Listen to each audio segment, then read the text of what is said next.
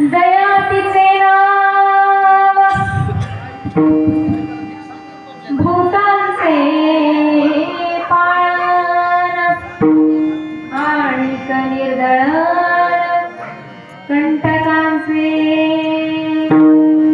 धर्मनीतीचा हा ऐकावा व्यवहार निवडिले सार असार ते पाप त्याचे नाव न विचारिता नीत भलतेची उन्मत्त करी सदा धर्मनीतीचा हा ऐकावा व्यवहार निवडिले सार सारते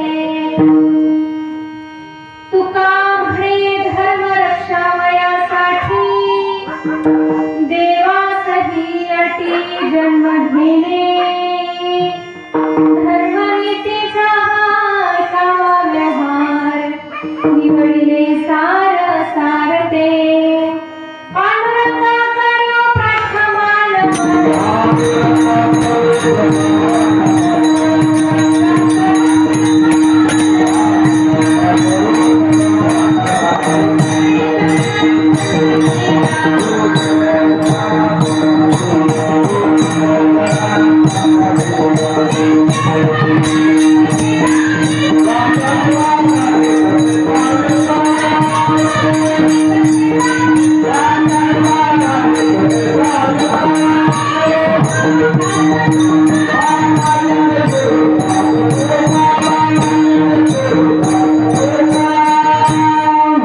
पांडुरंगा करो प्रथमान त्यांच्या कृपादाने कथेचा विस्तारू बाबाजी सद्गुरु दास तुका नमो सद्गुरु तुकया ज्ञानदीपा नमो सद्गुरु सच्चिदानंद रूपा नमो सद्गुरु कल्याण मूर्ती नमो सद्गुरु भास्करा पूर्ण कीर्ती मस्तक हे पायावरी या वारकरी संतांच्या जयाचे केले स्मरण होय सकळ विद्यांचे अधिकरण तेची बंधू श्री चरण श्री गुरूंचे ते नमस्कार आणि आता विठ्ठल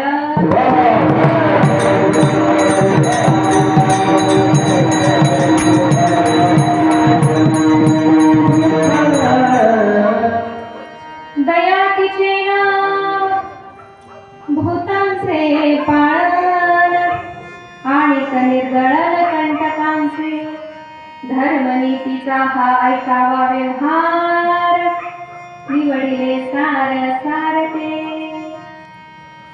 प्रस्तुत प्राप्त प्रसंगी सेवेसाठी घेतलेला अभंग जगतवंदनीय जगद्गुरु संत श्रेष्ठ श्री तुकोबा यांचा 4 चरणांचा अभंग आहे आणि अभंगातून जगद्गुरु तुकोबा या जगतावर भगवान परमात्म्याची झालेली दया स्पष्ट करतात विठ्ठल विठ्ठल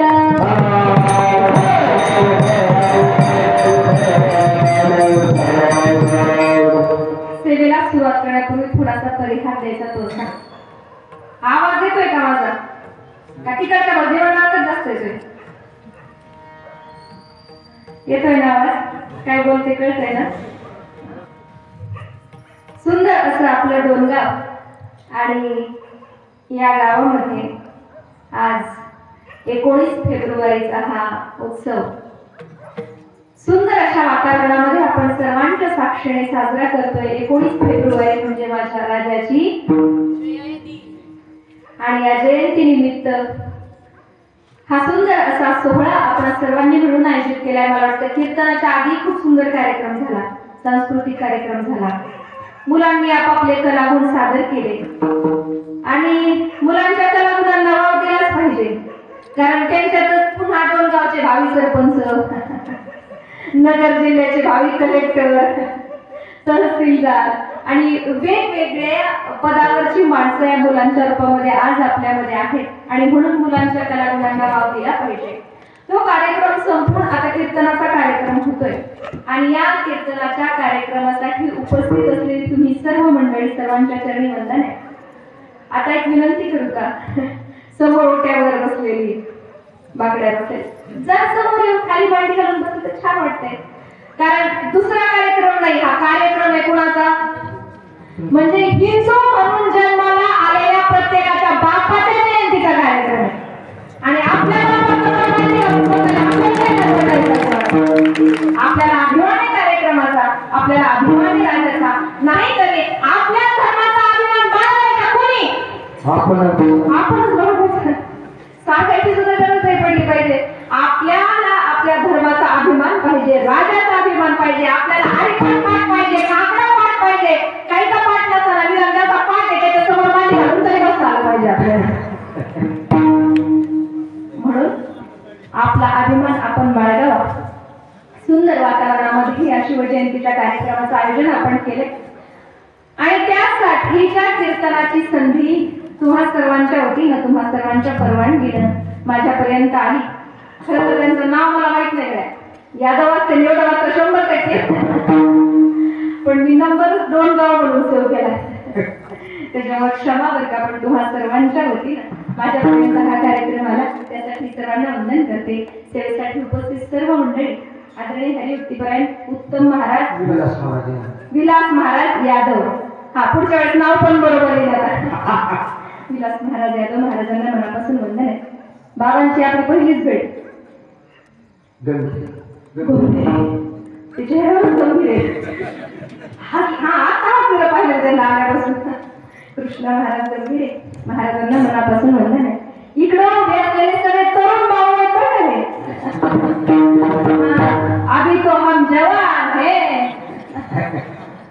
सर्व भजनी मंडळ, वारकरी, टाळकरी, विनेकरी बाबा सर्वांच्या चरणी मनापासून वंदन आहे. अतिशय गोड अशी हार्मोनियमची साथ करणारे आदरणीय हरिभक्तीपरायण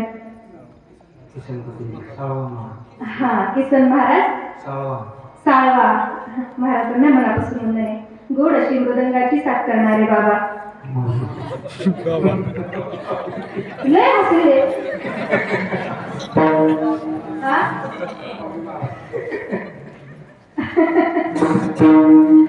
बरं काय माऊली बघा आता. माऊली म्हणजे बाबा का तुम्ही? माऊली महाराज यादव महाराजांना मनापासून वंदन आहे. आणि समोर बसलेली सर्व ज्येष्ठ श्रेष्ठ मंडळी, गोड असं युट्यूब ज्यांचं आहे, चॅनल ज्यांचं आहे, त्यांनाही मनापासून वंदन आहे.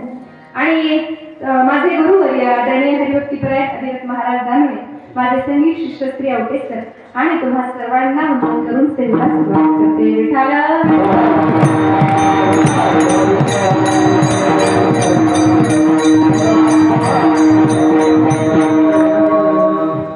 19 फेब्रुवारी. घोषणा फार भारी आहे बघा. जगात भारी. जेवले नाही काय? बोला की जगात भारी. 19 फेब्रुवारी. जगात भारी आजचा दिवस. आपल्याला पण हे म्हणायला काय हरकत आहे? 19 फेब्रुवारी म्हणजे माझ्या राजाची जयंती आहे. स्वराज्याचा अलौकिक डाव मांडणारे आणि तो डाव जिंकण्यासाठी अनेक बंधारे शत्रूंना धुळून जाणारे, 50 वर्षाचं वय आणि 35 वर्षाची कारकीर्द, तरीही जगाच्या अंतापर्यंत त्यांच्या शौर्याच्या पोवाडे घालत असे छत्रपती शिवाजी महाराज.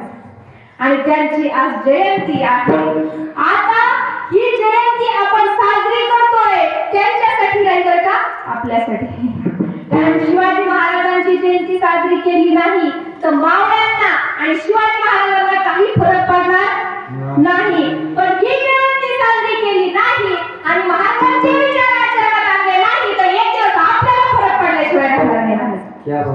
त्याच्यामुळं महाराजांची जयंती साजरी करायची म्हणजे फक्त मिरवणूक काढायची, म्हणजे फक्त दाढी वाढवायची, फक्त गाडीला झेंडे लावायचे, नाचायचं आणि दुसऱ्या दिवशी विसरून जायचं अशी जयंती नाही. शिवजयंती साजरी करायची म्हणजे शिवाजी महाराजांच्या विचारांचा जागर करायचा. शिवाजी महाराजांचे विचार फक्त ऐकायचे नाही बरं का. नाही तर आपलं ऐकणं असं असतं, नळी फुंकिली सोनारे. आज ऐकायचे ह्या कारणाने दुसऱ्या कारणाने सोडून द्यायचे नाही. तर या शिवजयंतीचा खरा अर्थ आहे शिवाजी महाराजांचे विचार कानावरून न जाता कानातून बुद्धीत आणि बुद्धीतून कृतीत आले तरच खऱ्या अर्थाने शिवजयंती साजरी होते. हे आहे शिवजयंती. मग आता राजाचा जन्म सहज होतो का? अरे युगानुयुगे वाट बघावी लागते. हा राजा सहज जन्माला नाही आला. ही प्रतीक्षा आहे युगानुयुगे केलेली, अन्यायाच्या अंधाराच्या चिखलात रुतून गेलेल्या समाजाने भगवंताकडे मागितली प्रार्थना, आणि त्या प्रार्थनेला आलेलं फळ आहे छत्रपती शिवाजी महाराज. अन्यायाच्या अंधारामध्ये रुतून बुडून गेला होता हा समाज, आणि मग या समाजाकडे पाहून एका माऊलीला या समाजाची दया आली महाराज. आणि त्या माऊलीने धावा केला जगदंबेकडे. आई पुत्र देई आईचा गुंडा, ज्याचा तिन्ही लोक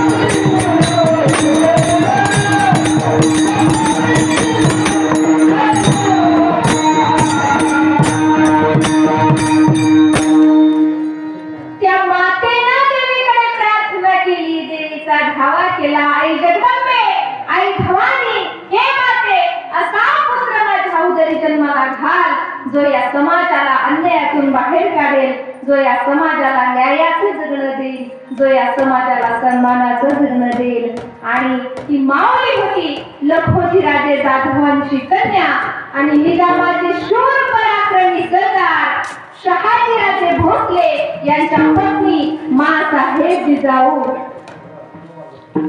जिजाऊंनी देवीकडे धावा केला आणि एका आईची हाक दुसरी आई ऐकते बर का. चांगल्या कामासाठी जर देवाकडे काही मागितलं तर देव विठ्ठल विठ्ठल.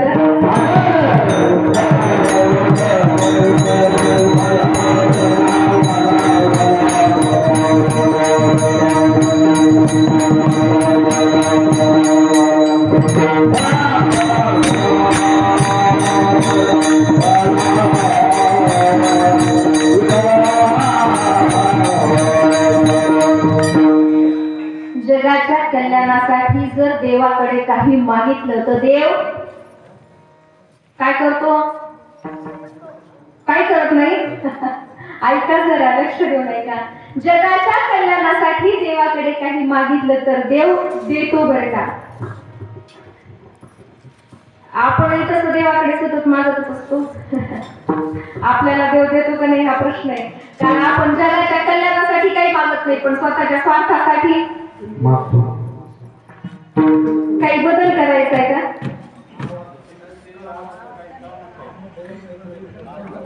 स्वतःच्या स्वार्थाकरता आपण मागत असतो, पण संत महंत मात्र जगाच्या कल्याणासाठी मागत असतात. आणि मला वाटतं संतांचाच रूप आहे जिजाऊ साहेब. आणि त्या आईने जगाच्या कल्याणासाठी देवीकडे प्रार्थना केली आणि जगाच्या कल्याणासाठी पुत्र मागितला.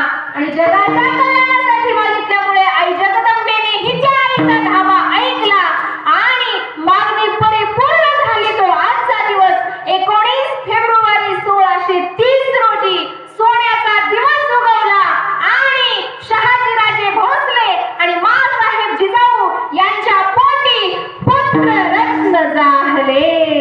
हरी एकच राजा इथे जन्मला, एकच राजा इथे जन्मला,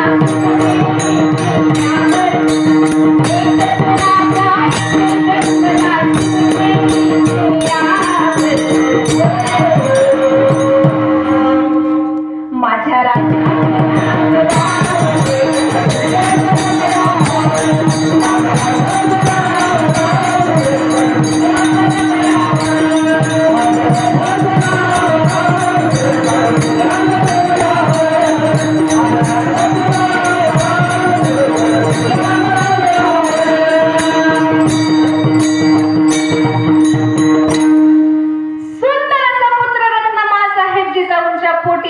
प्राप्त झाला आणि त्यांचं नाव ठेवलं शिवाजी. एक भावगीत फार सुंदर आहे. हरी आज उगवला सूर्य नभे नव्या नवलाईचा,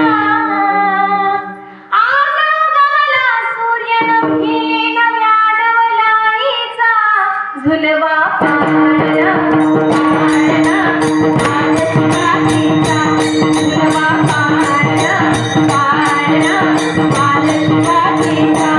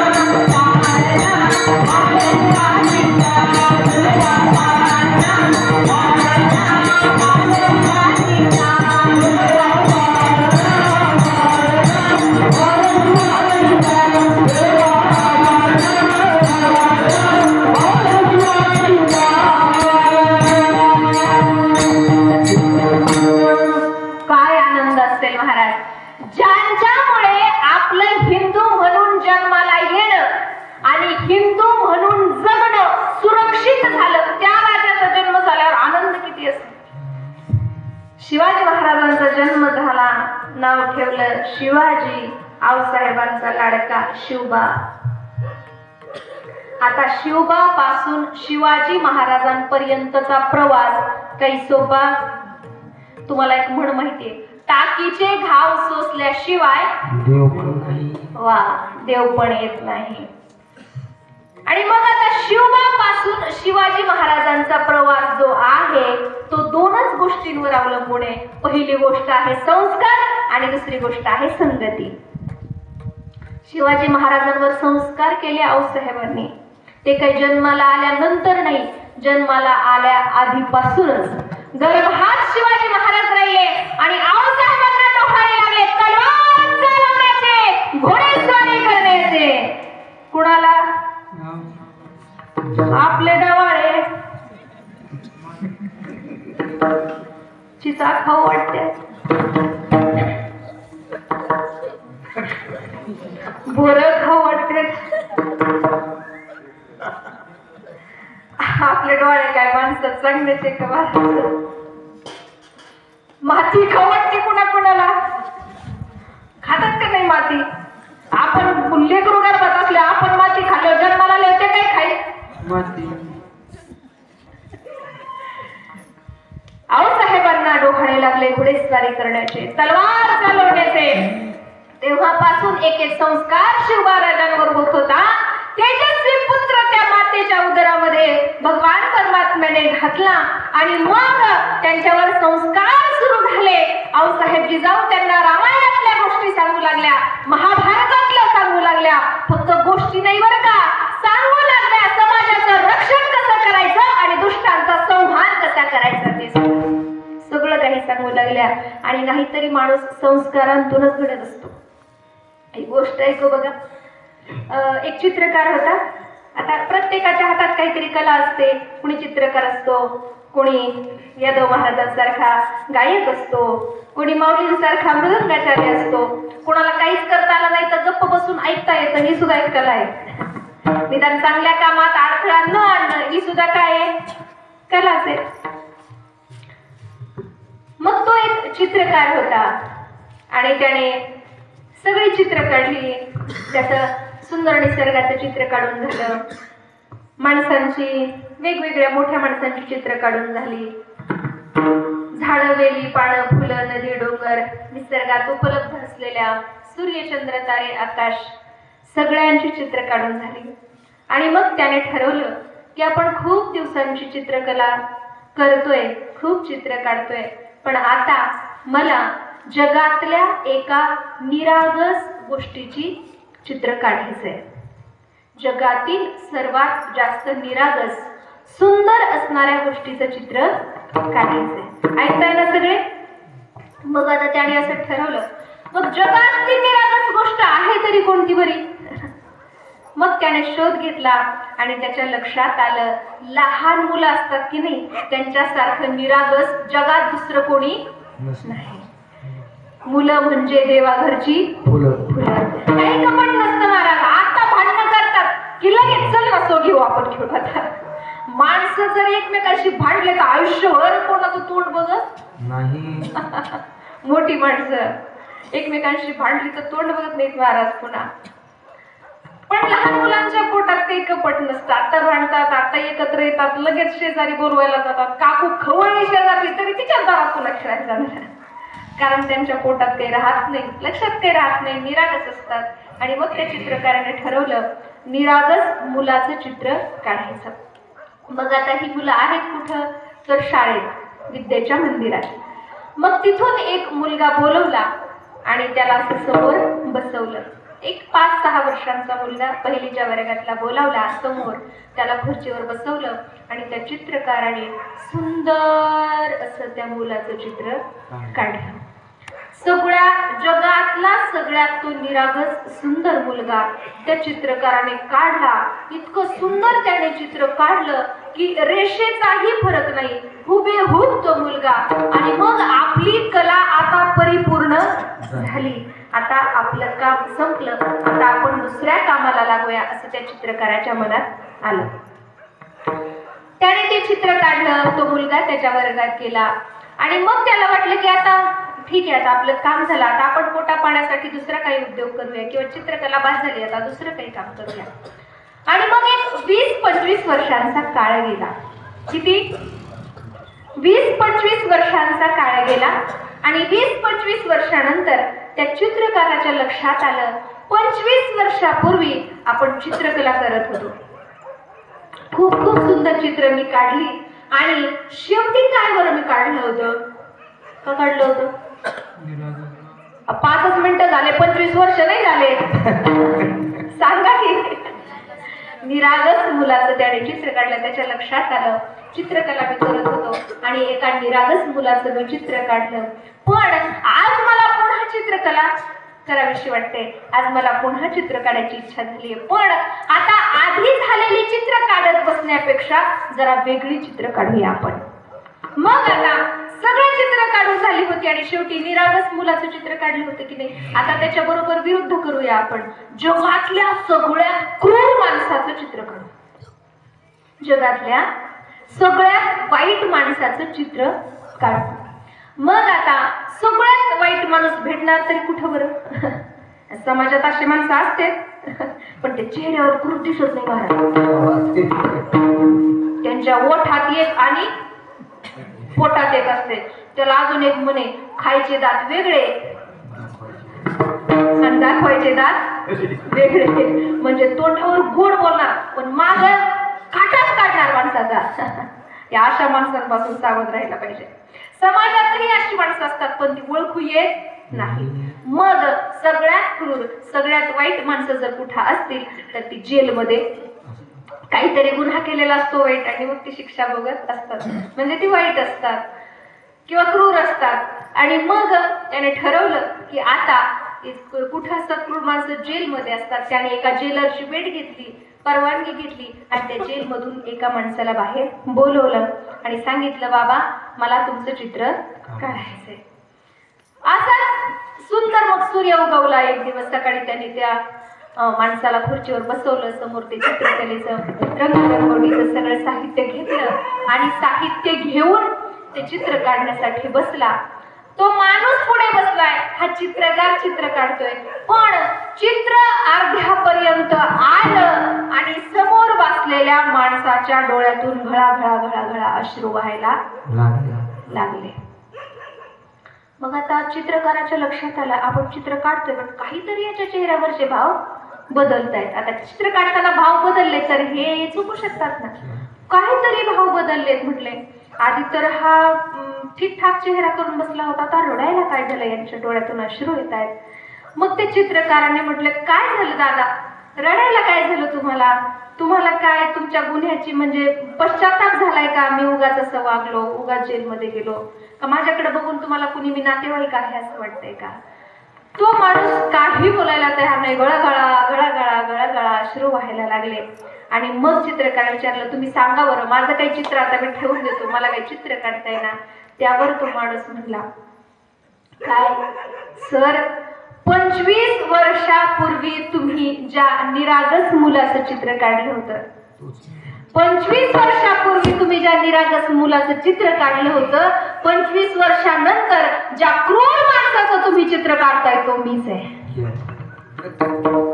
मग आता निरागस मुलापासून क्रूर माणसापर्यंतचा हा प्रवास झाला कसा? दोनच गोष्टींनी, संस्कार आणि संगती. जर आता लेकराने शाळेतून पेन्सिल चोरून आणली ना, आईनं जर कधी दप्तराच्या खाली घातली तर 100% आईचं नरडं हा संस्कार आहे.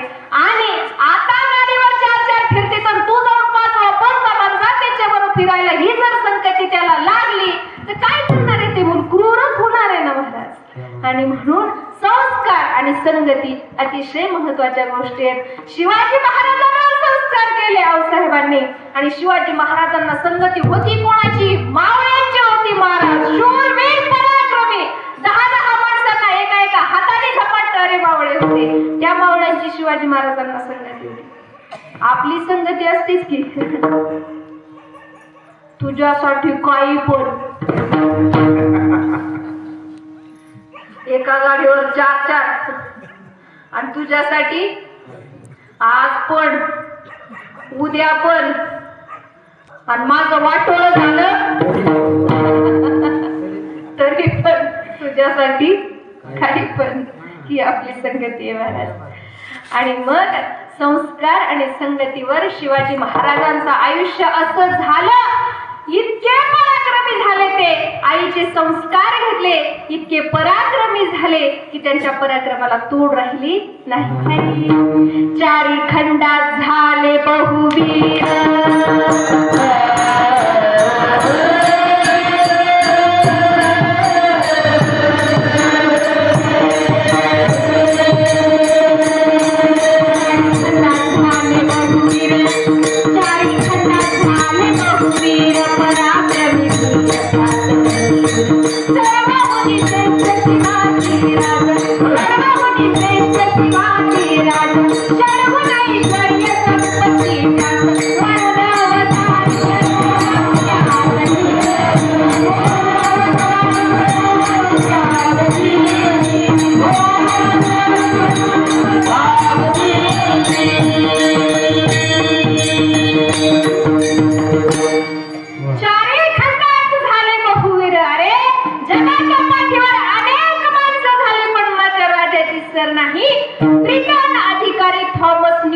त्याच्या इतिहासामध्ये लिहून ठेवतो, या जगाच्या पाठीवर 3च माणसं श्रेष्ठ आहेत. आणि या जगाच्या पाठीवर या महापुरुषाची, या शिवाजी राजाची तुलना फक्त 2च व्यक्तींची होऊ शकते. थॉमस निकस लिहितो, या महापुरुषाची, या शिवाजी राजाची तुलना जगात फक्त 2च माणसांशी होऊ शकते. पहिला आहे अलेक्झांडर द ग्रेट आणि दुसरा आहे जुलियट सीझर. म्हणजे जगात 3 जण श्रेष्ठ. लक्षात येते का? थॉमस निकस लिहितो, शिवाजी राजाची तुलना जगात फक्त 2च व्यक्तींशी होऊ शकते. पहिला आहे अलेक्झांडर द ग्रेट, दुसरा जुलियट सीझर. पण त्याही पुढे जाऊन तो लिहितो, नव्हे या दोघांपेक्षा सुद्धा ताकदभर शिवाजी राजाच श्रेष्ठ आहे. म्हणजे जगात अव्वल 1 नंबरचं स्थान माझ्या राजाचं आहे. 1 and only द शिवाजी राजा जगातलं स्थान आहे. दुसरा ब्रिटन अधिकारी लॉर्ड माउंटबॅटन लिहितो, काय? जर शिवाजी महाराज आमच्या देशात जन्माला आले असते, तो आहे इंग्लंडचा, बघा हे वा, आपल्याला आपल्या माणसाची किंमत कळाली असती तर आज इथं जागा पुरली नसती. लॉर्ड माउंटबॅटन लिहितात, जर शिवाजी राजा आमच्या देशात जन्माला आले असते तर आम्ही फक्त भारतावरच नाही तर पूर्ण जगावर राज्य केलं असतं. ही शिवाजी राजांची नीती आम्ही घेतली असते. म्हणजे शिवाजी राजाचं स्थान जगात अव्वल आहे. नाहीतरी कोणत्या क्षेत्रात काम कोणाची? शिवाजी महाराजांची. झाडे लावली झाडे जगवली, झाडे लावा झाडे जगवा संकल्पना कोणाची? शिवाजी महाराजांची. गोपालन गोसंवर्धन म्हणजे गायी पाळा, गायीचं संरक्षण करा संकल्पना कोणाची? शिवाजी महाराजांची. सगळं काही पायाभूत जीवन शिवाजी महाराजांनी आपल्याला दिलं आणि म्हणून महात्मा फुलेंनी माझ्या राजाचा गौरव केला. अखंड हिंदुस्थानातील शेतकऱ्यांचे पहिले नेते म्हणजे शिवाजी महाराज. महात्मा फुलेंनी हा गौरव केला. शिवाजी महाराजांची कीर्ती मोठी मोठी मोठी देणाऱ्यात असामान्य व्यक्तिमत्व आहे ते. आणि मग माँसाहेब जिजाऊंच्या संस्कारातून शिवाजी महाराज मोठे झाले. वयाच्या 15व्या वर्षी स्वराज्य स्थापनेची शपथ रायरेश्वराच्या मंदिरात घेतली. घोडदौड सुरू झाली माझ्या राज्याच्या यशोगाथेची. मागे वळूनच पाहिलं नाही आणि अन्यायाच्या छाताडावर बसून न्यायाचं राज्य निर्माण केलं. म्हणजे त्यावेळी समाजावर शिवाजी महाराजांनी केलेली ही दयाच आहे. आणि याच दयेचं वर्णन तुकोबाराया करतात अभंगाचं पहिलं चरण. दया किती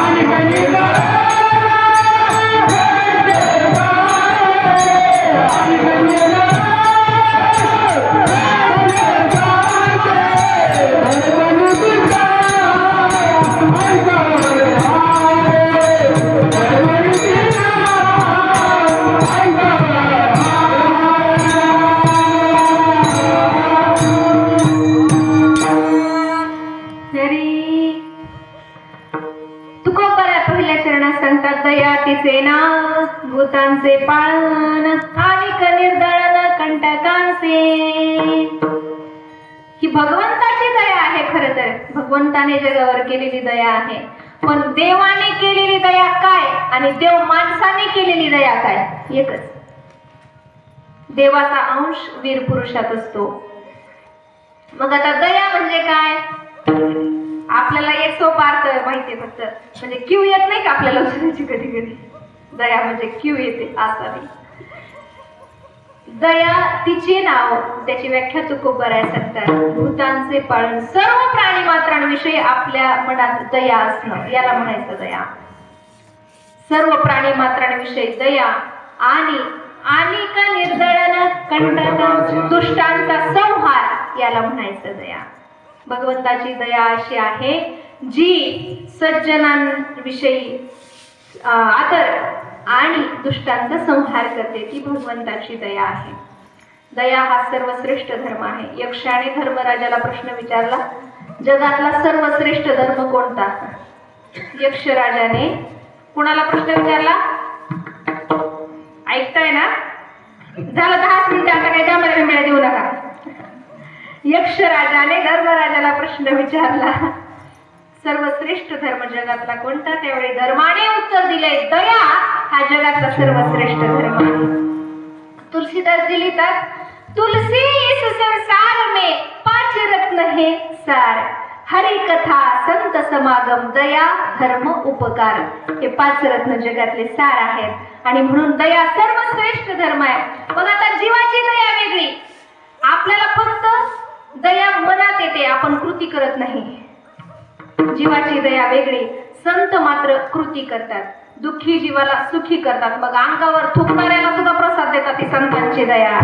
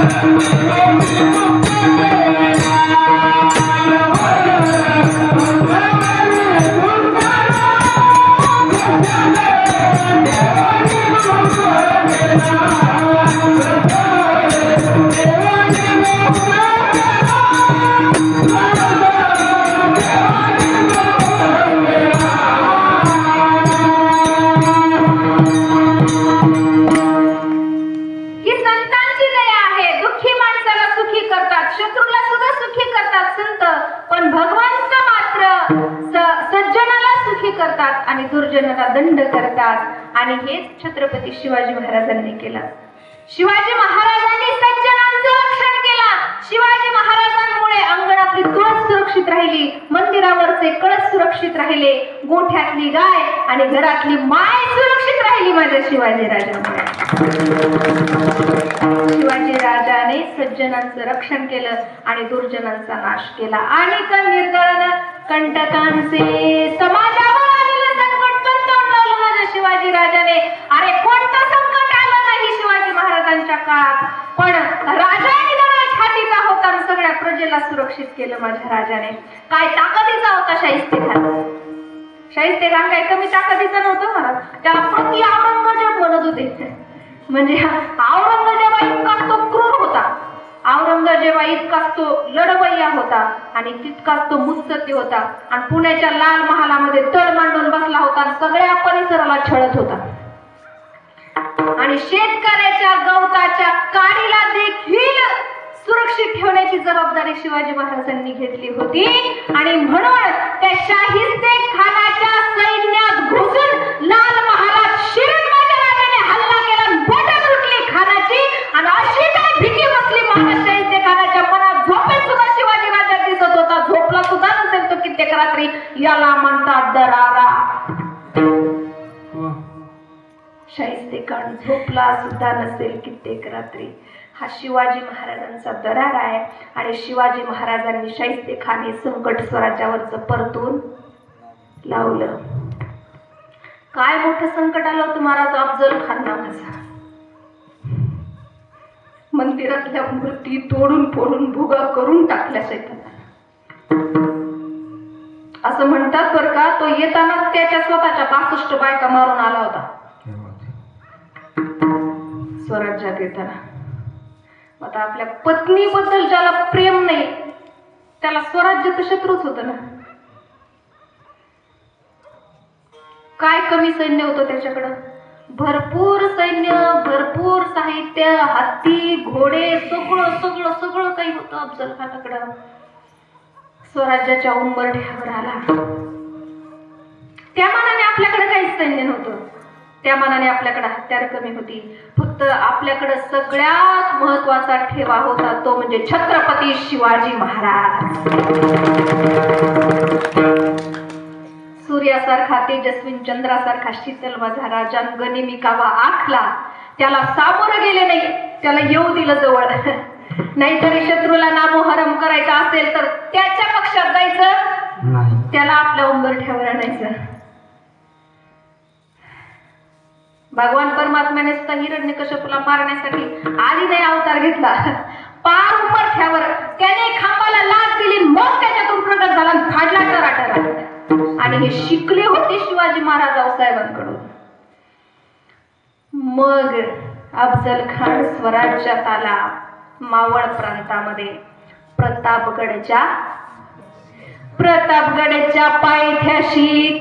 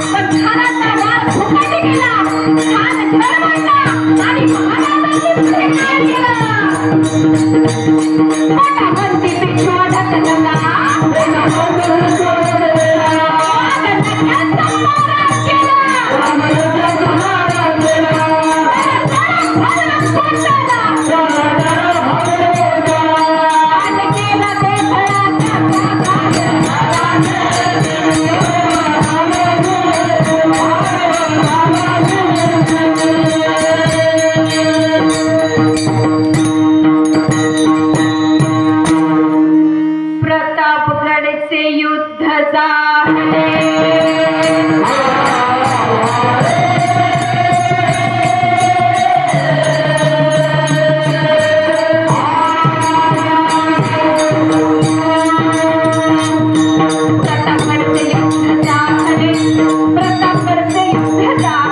रक्त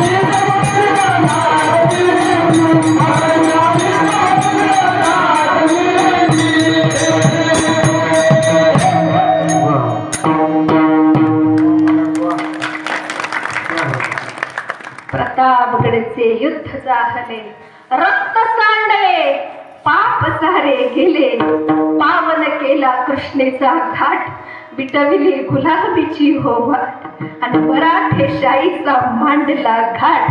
हा पराक्रम माझ्या राजाचा आहे. शाहिस्ते खान परतवला, अफजल खान मारला, कित्येक शत्रूंना नामहरण केलं. आता हे नामहरण करताना शिवाजी राजांनी विचार केला नाही, आता याला फसवून इथं आणायचं कसं, आता याच्याशी खोटं बोलायचं कसं, आता याला त्रास द्यायचा कसा. कारण दुष्टांना लपवण्यासाठी महाराज खोटं बोललेलं सुद्धा चालतं. हाच धर्म, हीच नीती. नको पर्यावरण करतं बाबुंगाचं दुसरं चरण.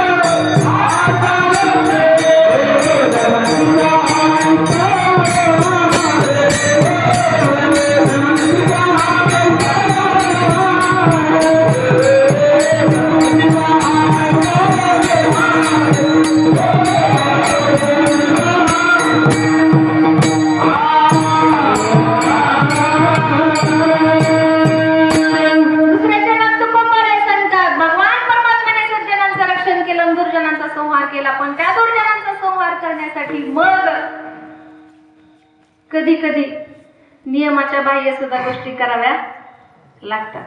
देवाने सांगितलं कधी, जेव्हा कौरव पांडवांचं युद्ध चालू होतं आणि द्रोणाचार्य म्हणजे सगळ्यांचे गुरु होते शत्रू पक्षात, आता यांना हरवायचं कसं.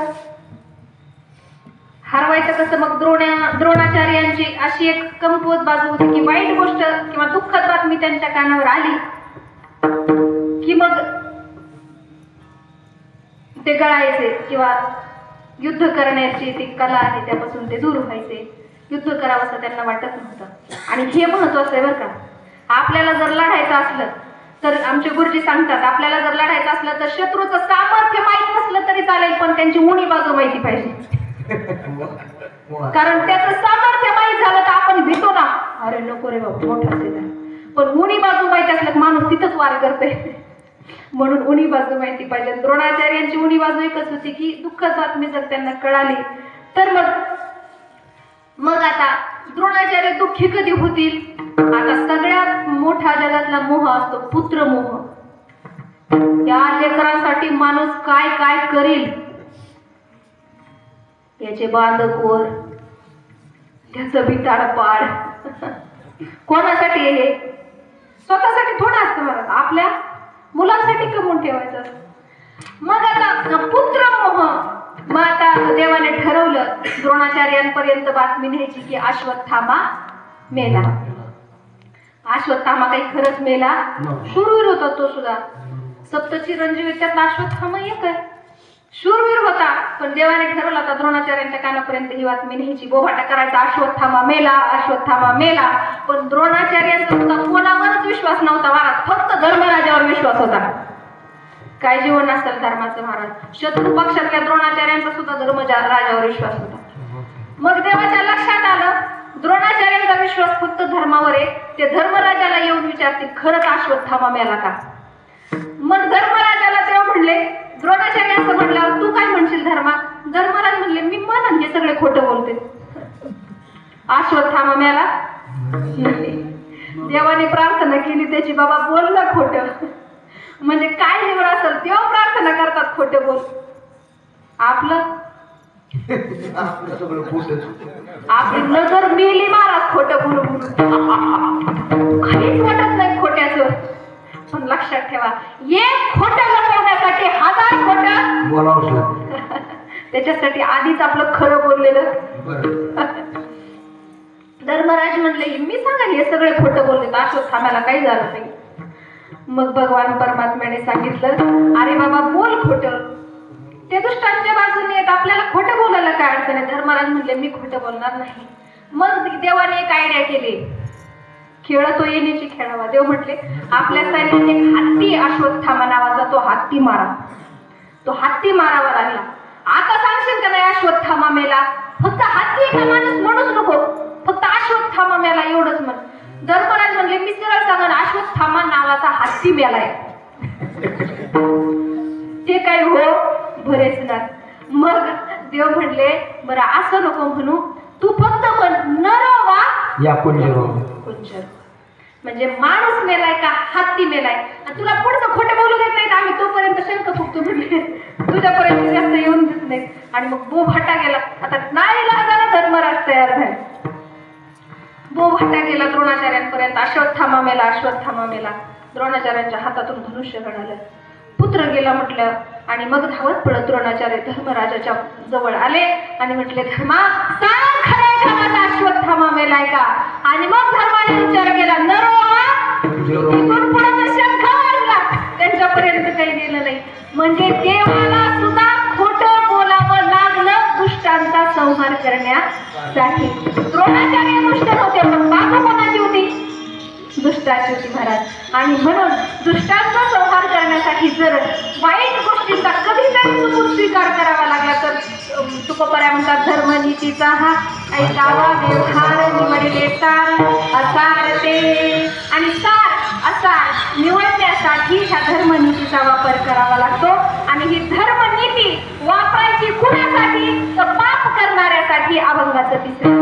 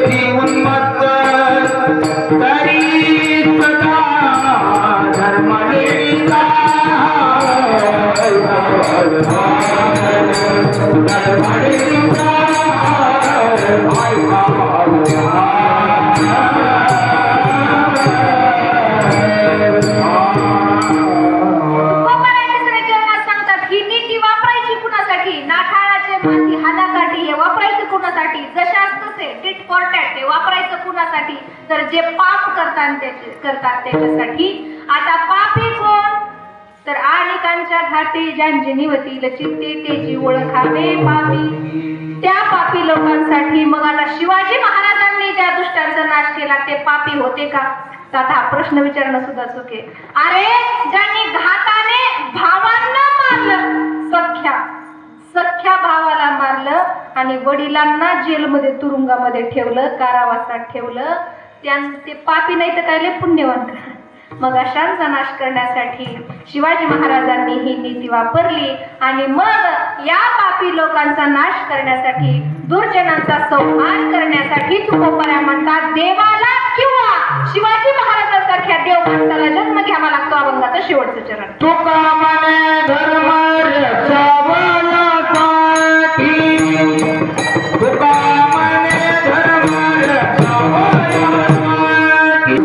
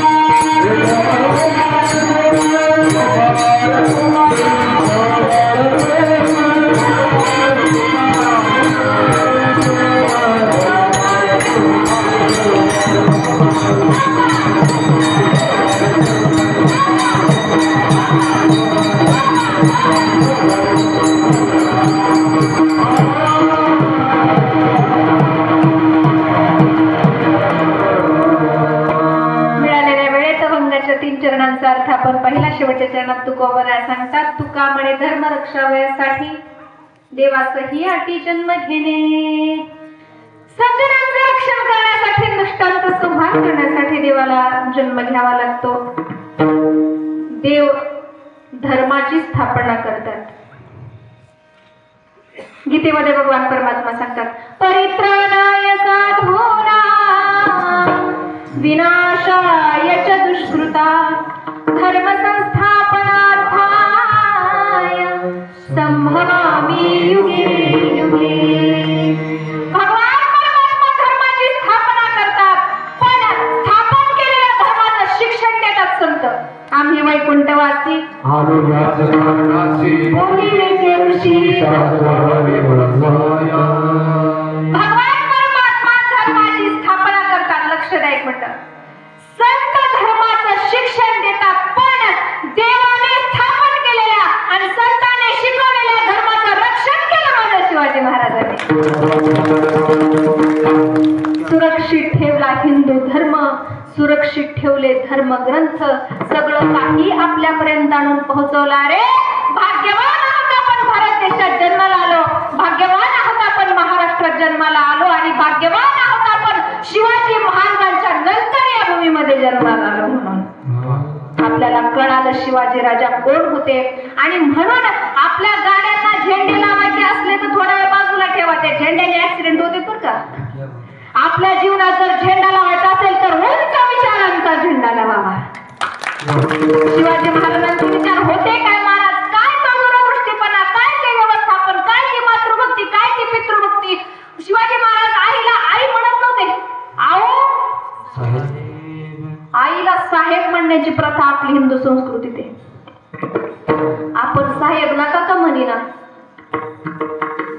आपण तोंडावर म्हणतो तुला काय कळतंय, गबस हे आई गबस मध्ये नको बोलू, तुला काय कळतंय. कुणाला? अरे जिला काही कळत नसा का, पण 9 महिने ओझट वागवलं ना, जगत दाखवलं ना तिनं. आजही समजा आता काही खाण्यापिण्याचा तोटा नाही, पण सकाळी स्वयंपाक केला आणि दुपारी स्वयंपाक करायचा कंटाळा आला आणि एकच भाकरी टोपल्यात असली तर आईला भूक लागलेली असली तरी आई म्हणते बाळा तुझे पोटभर मला भूक नाही. ही कोण आहे? आणि त्या आईला आपण काय म्हणतो? मग बघा आता आपण किती पाण्यात आहे. आईला साहेब म्हटले तू शिवाजी महाराज, वडिलांना आबासाहेब म्हटले तू करा. आपण म्हणतो काही केलं नाही माझ्या वडिलांनी, त्यांना आयुष्यात काही जमलं म्हणतोच वाटतं.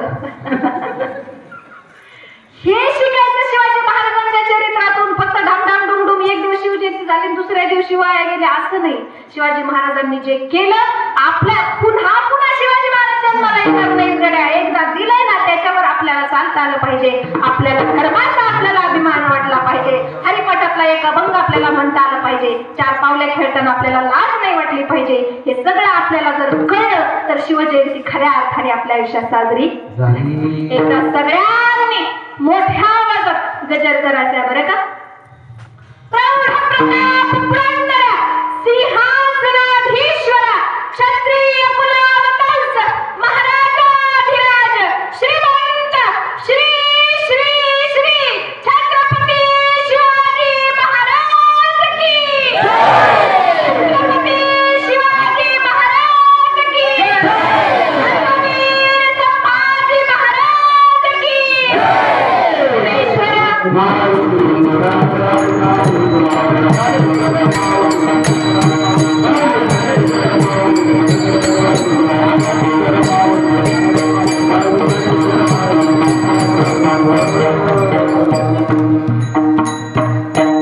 सुंदर वातावरणामध्ये सुंदर दिवशी शिवजयंतीचं केलेलं हे आयोजन संधीबद्दल पुन्हा पुन्हा धन्यवाद. सुंदर असं वातावरण तुम्ही या ठिकाणी तयार केलंय. छान प्रसन्न चेहऱ्याने ऐकून घेतलंय. आणि शिवजयंती साजरी करायची तर एक तरी विचार आपल्या कानातून बुद्धीत आणि बुद्धीतून कृतीत जावा ही परमेश्वराचरणी प्रार्थना. सर्वांचे मनापासून आभार म्हणून सर्वांच्या वतीने पुन्हा राजांना त्रिवार वंदन करू. माणूस म्हणून जगण्याचा ज्या राजाने आपल्याला अधिकार दिला, रोज सकाळी उठलं की रामकृष्ण हरी म्हणावं आणि एकदा शिवाजी महाराजांची आठवण आपल्या आयुष्यात काढावी ही सगळी सदिच्छा देऊन सेवेला पूर्णविराम देऊ. विठ्ठल